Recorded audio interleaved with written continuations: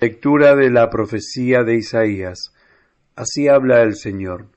No falta poco, muy poco tiempo, para que el Líbano se vuelva un vergel y el vergel parezca un bosque. Aquel día los sordos oirán las palabras del libro y verán los ojos de los ciegos libres de tinieblas y oscuridad. Los humildes se alegrarán más y más en el Señor, y los más indigentes se regocijarán en el Santo de Israel, porque se acabarán los tiranos, desaparecerá el insolente, y serán extirpados los que acechan para hacer el mal, los que con una palabra hacen condenar a un hombre, los que tienden trampas al que actúa en un juicio, y porque sino más perjudican al justo. Por eso, así habla el Señor, el Dios de la casa de Jacob, el que rescató a Abraham.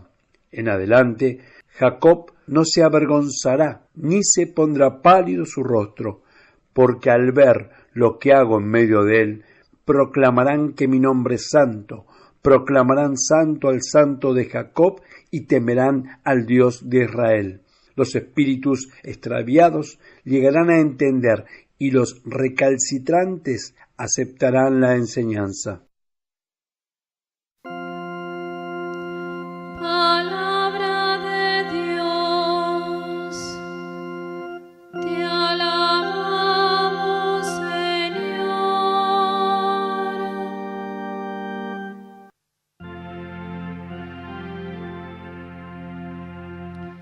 Aleluya, aleluya, aleluya, aleluya,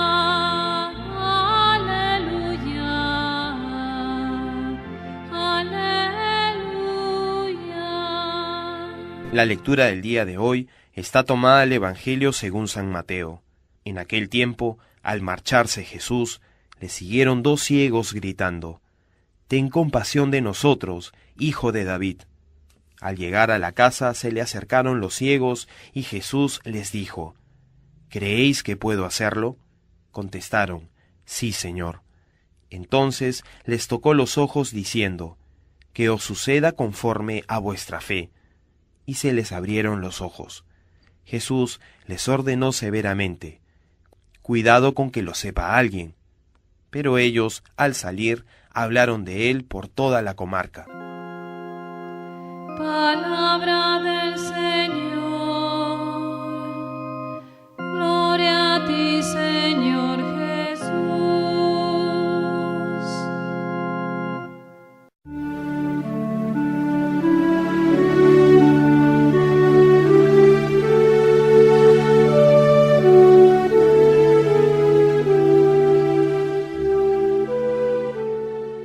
Dos ciegos que siguen a Jesús probablemente a tropezones y haciéndose conducir, le piden que los cure. Pero antes de obrar el milagro, Jesús les pregunta por su fe: ¿ustedes creen que yo puedo sanarlos? Y ellos contestaron: sí, Señor. Es así que Jesús les dice: que se cumpla lo que ustedes han creído. Ciertamente, la fe de las personas no es causa material de los milagros que Jesús hace, porque muchas veces Jesús obró milagros sin que se lo pidieran. Pero los milagros no son superficiales, es decir, Jesús no los obra simplemente porque sí. Los obra en verdad porque quiere motivar la fe, porque quiere suscitarla. Esa es la intención del milagro. Por eso es que en el Evangelio muchas veces a esos milagros se les llama signos. Son signos que nos hablan de quién es realmente Jesús, del poder que habita en Él, que es Dios mismo, y que tiene que movernos a la fe. Y eso es lo que testimonia este milagro de estos 2 ciegos. La gracia sale al encuentro del ser humano, pero el ser humano tiene que corresponder, acogiéndola en su vida, acogiéndola en su corazón. Tenemos que cooperar con ella, y si de verdad ponemos todo de nuestra parte, entonces esta gracia será fecunda y producirá inmensos frutos. Nosotros, como estos ciegos, también podemos ser curados. También Dios puede obrar milagros en nosotros, y como estos ciegos le damos el concurso de nuestra fe, de nuestro sentimiento voluntario, libre a su poder en nosotros, a su acción en nosotros. Que podamos pues ofrecerle al Señor esta misma intención, que en verdad pongamos nuestra vida en sus manos, para que Él pueda hacer con ella un gran milagro.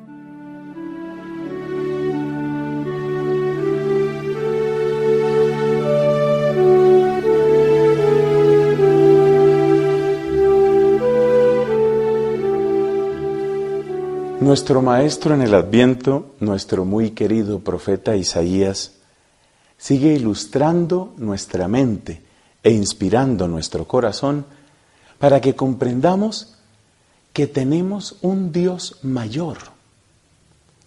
Dios es más grande de lo que nos hemos imaginado. Como decía San León Magno en uno de sus hermosos sermones, me parece que de Navidad, date cuenta de que tienes mejor Dios de lo que creías. Yo creo que eso vale para lo que estamos aprendiendo con Isaías. Tomamos del capítulo 29 un texto que nos habla de cómo los sordos se curan, cómo los ciegos llegan a ver. Y luego nos vamos al Evangelio, capítulo 9 de San Mateo, y encontramos que en Cristo se cumple esta promesa, porque vemos que en Cristo, efectivamente, el don de Dios se hace presente, la sanación llega, la salud florece, los ciegos llegan a ver, los sordos llegan a oír, como cuenta el pasaje del Evangelio de hoy. Pero hay algo más hermoso, aún más hermoso que la sanación, que ya es muy bella, algo más hermoso, digo yo, que está como un detallito ahí escondido en el texto de Isaías, capítulo 29. Dice el profeta que los sordos volverán a oír, pero no solo nos cuenta que van a volver a oír, sino que nos cuenta qué es lo que oirán. Y ahí es donde está la clave. Ahí es donde está el centro de la enseñanza para que sepamos en qué consiste la verdadera sanación. Dice Isaías, los sordos oirán las palabras del libro. Por supuesto, el libro es el libro sagrado. Es el libro por excelencia. Es la palabra de Dios. Y cuando ha descrito maravillas espectaculares de las que va a hacer Dios cuando rescate a su pueblo, dice, los ojos del ciego se abrirán. Es decir, que los ojos se abren para ver las maravillas de Dios y los oídos se abren para escuchar la palabra de Dios. Ya es una cosa maravillosa, la sanación. Es una cosa bellísima, es un prodigio que trae enorme alegría.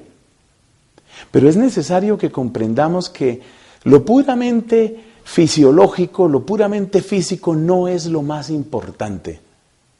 Lo más importante en la sanación es que me pone en la ruta de Dios.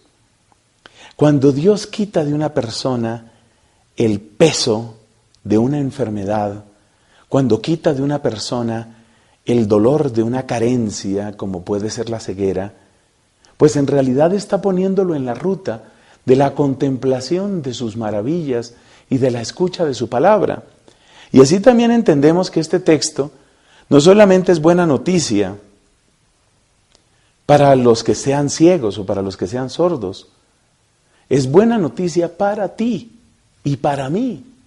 Es excelente noticia.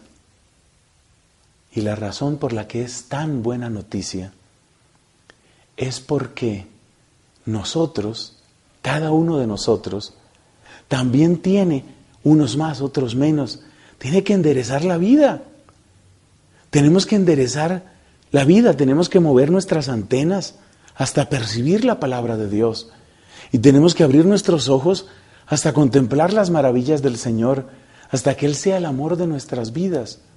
Por eso, la preciosa palabra de Isaías vale para cada uno de nosotros. sea la gloria al nombre santo de Dios, hoy y siempre. Amén.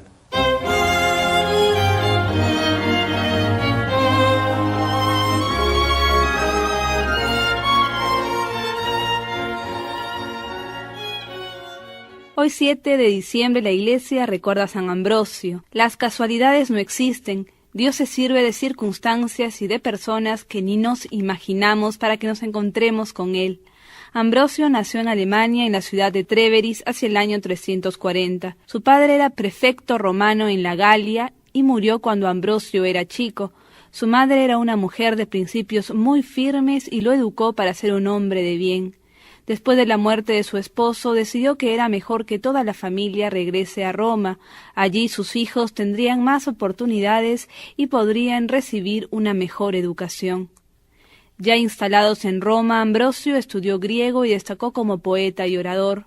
Además, estudió derecho y ejerció como abogado, profesión en la que destacaba cada vez más, no solamente por su capacidad oratoria, sino por su honestidad. El prefecto de Roma, llamado Petronio Probo, quedó impresionado con la calidad de este joven y al poco tiempo lo nombró su secretario. Si seguía así, podría llegar muy lejos en la carrera pública. Y efectivamente no tardó en ser nombrado por el emperador Valentiniano como prefecto de las provincias de Emilia y Liguria. Solo tenía 31 años y tenía uno de los cargos más importantes del imperio. La sede de su prefectura era la ciudad de Milán y allí se fue a vivir. El joven prefecto se hizo pronto conocido por su calidad humana y sus dotes de mando. Al poco tiempo tuvo que enfrentar un serio problema, la lucha entre cristianos. La herejía del arrianismo había generado serias divisiones entre los fieles y resulta que habiendo muerto el obispo de la ciudad llamado Auxencio, simpatizante del arrianismo, un sector importante de los cristianos de la ciudad quería que el nuevo obispo sea fiel al Papa y no arriano. Siendo que había en la ciudad gran número de arrianos también, se generó un pleito para dicha elección, y el prefecto, enterado de este asunto, se dirige a la catedral de la ciudad para calmar los ánimos. Ambrosio irrumpe en medio de la asamblea y se dirige a todos los presentes para poder calmarlos. De pronto, en medio de la multitud surge una voz que dice: «Ambrosio obispo, Ambrosio obispo». A esa voz se suman otras y pronto toda la catedral clama a una voz por Ambrosio.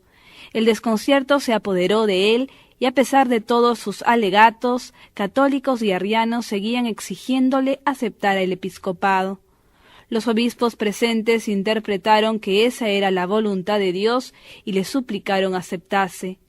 Ambrosio salió y escribió al emperador sobre lo acontecido, y contra lo que él esperaba el emperador le respondió que aceptase. Ambrosio era cristiano, pero no estaba bautizado. Recibió el bautismo y a la semana fue consagrado obispo de Milán. Era un 7 de diciembre del 374 y nuestro santo contaba con 35 años. Inmediatamente repartió algunos de sus bienes a los pobres y el resto se lo dio a la Iglesia.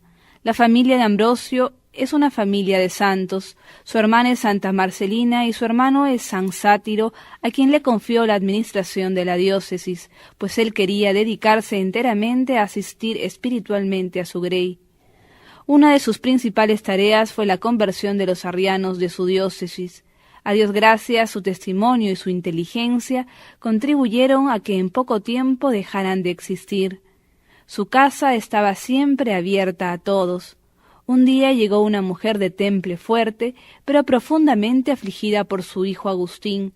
Era la futura Santa Mónica y le rogaba al obispo que hablara con su hijo. En efecto, la conversión de Agustín estaba pronta a suceder, y San Ambrosio fue providencial para que la Iglesia hoy tenga un hombre de la talla de San Agustín. El Viernes Santo del año 397, a la edad de 57 años, murió plácidamente exclamando: «He tratado de vivir de tal manera que no tenga que sentir miedo al presentarme ante el divino juez».